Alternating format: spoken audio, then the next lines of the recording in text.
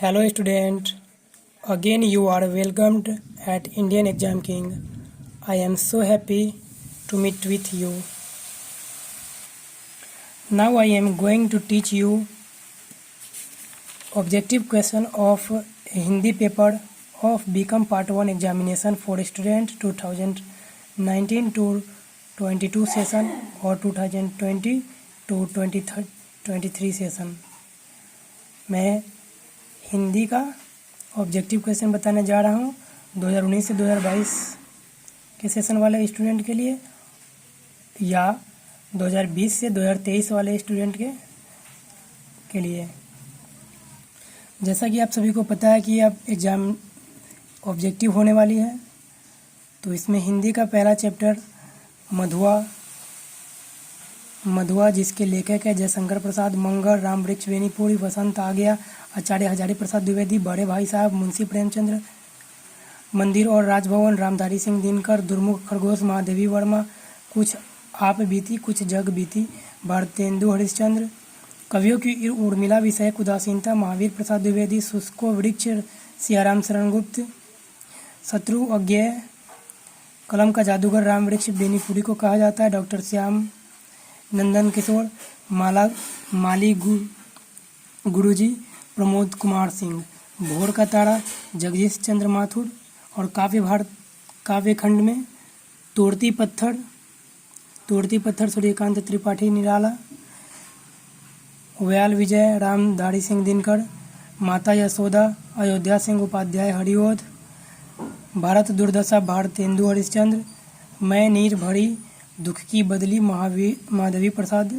वर्मा, ले चल मुझे बुलावा देकर जयशंकर प्रसाद, काशी वर्णन भारतेंदु हरिश्चंद्र, मंदिर दीप महादेवी वर्मा, हिमालय रामधारी सिंह दिनकर, नदी के द्वीप सचिदानंद हीरानंद वात्स्यायन अज्ञेय, फूल और कांटा अयोध्या सिंह उपाध्याय हरिओध, हम कौन थे मैथिली शरण गुप्त, कह मुक्ति भला किस लिए तुझे मैं पाऊँ मैथिली शरण गुप्त, बंदी खाना माखनलाल चतुर्वेदी, एक तारा सुमित्रा नंदन पंत,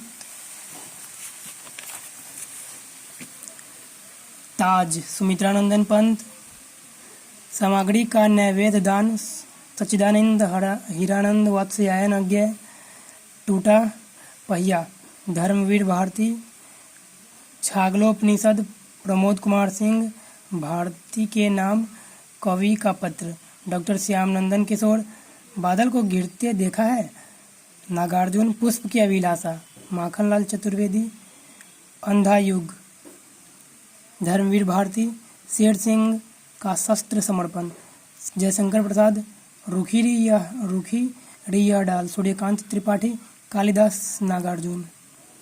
तो ये थे कवियों के नाम और उनकी कविता और लेखकों के नाम और उनके निबंध या गद्यखंड। और हिंदी का ऑब्जेक्टिव पेपर में आपको इस तरह के जैसे वाक्य शुद्ध करना, संधि के बारे में, लिंग निर्णय करना, मुहावरे, लोकोक्तियाँ, विपरीतार्थक शब्द, कारक, वचन, समास, काल, उपसर्ग, प्रत्यय, ये सब आपके सिलेबस में है। तो हम शुरू करते हैं मधुआ के चैप्टर से जिसके लेखक है जयशंकर प्रसाद। इसके ऑब्जेक्टिव क्वेश्चन को ध्यान से देखें आप लोग, और अगर आप लोग याद कर चुके हैं इसे तो आंसर बताने का प्रयास करेंगे कमेंट करके।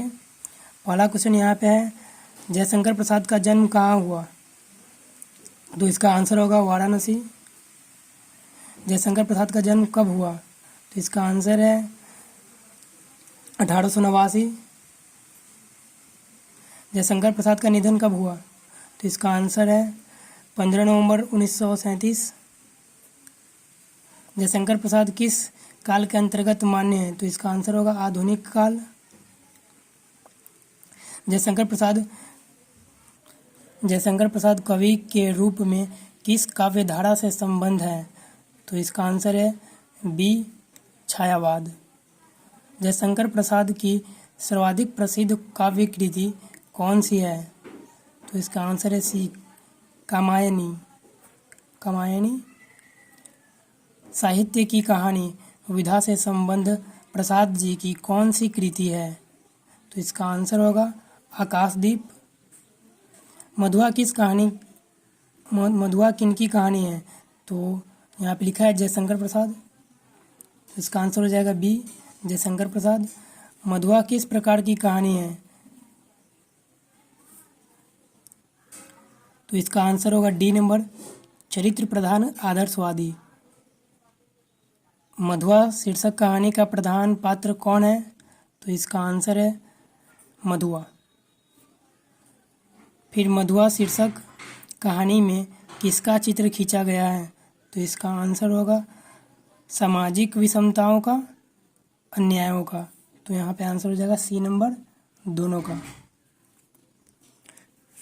लास्ट क्वेश्चन है मधुआ चैप्टर का ऑब्जेक्टिव में 12 नंबर।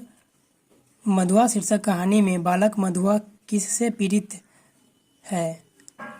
तो वो साहब के अत्याचार से, कुंवर साहब के अत्याचार से पीड़ित है। तो इसका आंसर हो जाएगा सी नंबर।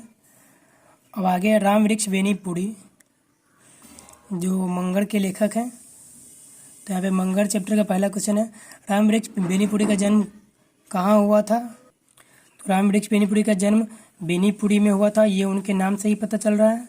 फिर दूसरे नंबर में राम वृक्ष बेनीपुरी का जन्म कब हुआ था? तो इसका आंसर है 1902, डी नंबर। फिर राम वृक्ष बेनीपुरी का निधन कब हुआ था? तो उनका निधन हुआ था 1968 में, 1968। फिर राम वृक्ष बेनीपुरी किस रूप में ख्यात है? तो ये गद्यकार के रूप में ख्यात है। तो यहाँ पे आंसर इसका हो जाएगा सी नंबर, गद्यकार। राम वृक्ष बेनीपुरी की रचनाएं किस विधा में उपलब्ध होती हैं? तो इसका आंसर हो जाएगा ए कहानी, बी उपन्यास, सी नाटक, डी सभी में। तो इसका आंसर आ जाएगा सभी में।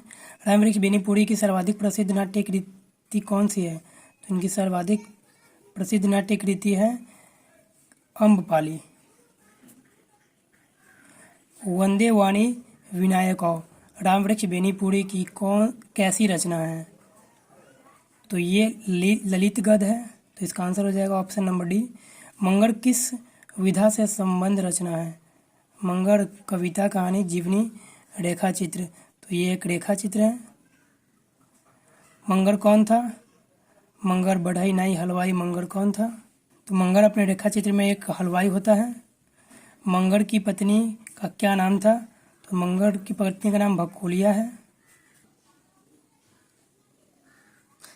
तो ऐसे ही अगर आप नेक्स्ट चैप्टर जिनका हो गया मधुआ और मंगल के बाद वसंत आ गया, बड़े भाई साहब, या तो बीकॉम के किसी भी, या अकाउंट का पेपर हो, या इकोनॉमिक्स का, या किसी भी दूसरे पेपर पे आप ऑब्जेक्टिव क्वेश्चन चाहते हैं या किसी कॉन्सेप्ट के बारे में वीडियो चाहते हैं, तो आप कमेंट सेक्शन में बताएं। मैं वो आपको ज़रूर हेल्प करूँगा और वीडियो बना कर दूँगा आपको, ताकि आप अपनी पढ़ाई पूरी तरह से कर सको। Thanks for watching. मिलते हैं अगली वीडियो में। और अगर आप भी हमारी मदद करनी चाहते हैं तो आप प्लीज़ इस चैनल को सब्सक्राइब करके आप मेरी मदद कर सकते हैं। Okay, thanks.